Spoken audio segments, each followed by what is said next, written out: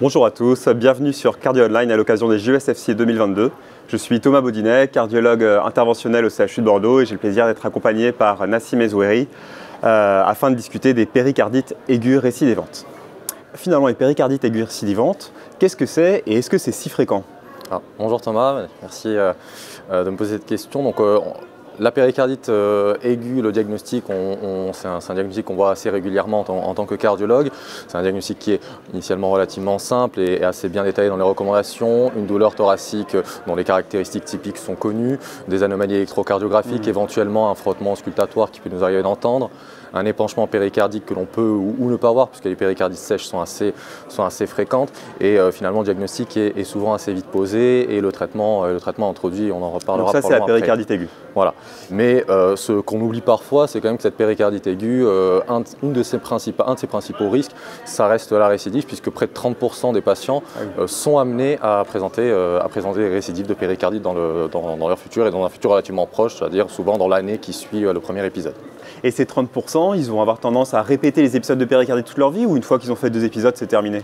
Alors effectivement, les patients qui présentent une première récidive sont encore plus à risque d'en présenter d'autres, effectivement. Et on a près de plus de 50% de ces patients qui, une fois qu'ils rentrent dans la récidive de péricardite, rentrent vraiment dans un cycle de récidive itérative et dans une vraie maladie à part entière finalement. D'accord, donc finalement c'est quand même un problème du quotidien.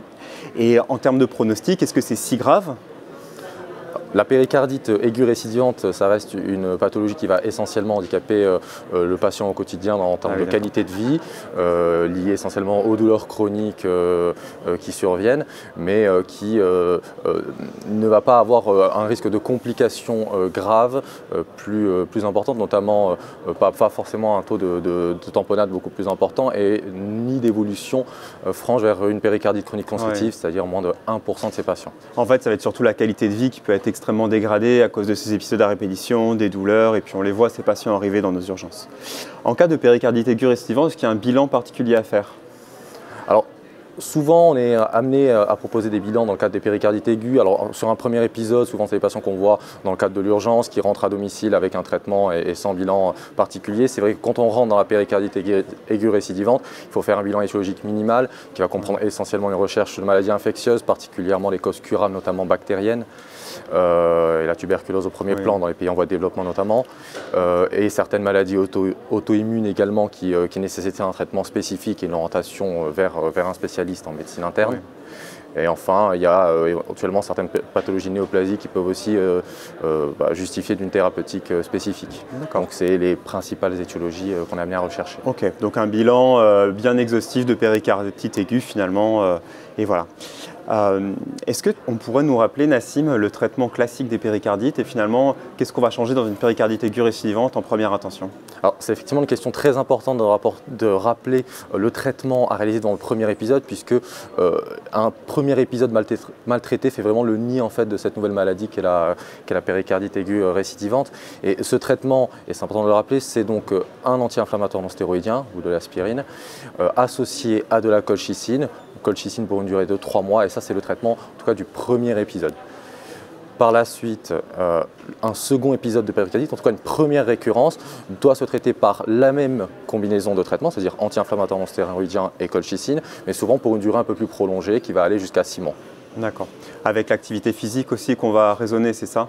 Oui, dans les recommandations en tout cas, et ce qui est proposé, c'est une restriction d'activité physique pour 3 mois. C'est surtout valable pour les personnes qui font du sport en compétition. Sinon, pour des personnes qui ont un mode de vie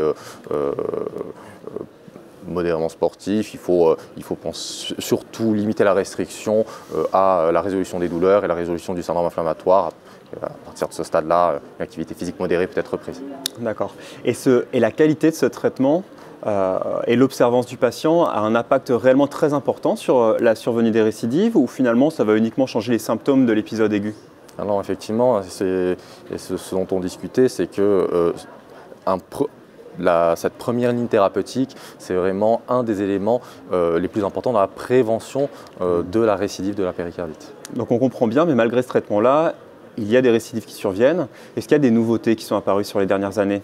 Alors effectivement, dans les nouveautés, on pourra parler des biothérapies qui sont les anti-IL-1. au-devant desquels l'anakinra et le ritonaccept. Avant de parler aussi de ces lignes thérapeutiques, il ne faut pas oublier que dans la deuxième ligne thérapeutique, on a les corticoïdes qui sont encore recommandés et qu'il faut introduire à des doses relativement faibles, c'est-à-dire 0,2 à 0,5 mg/kg.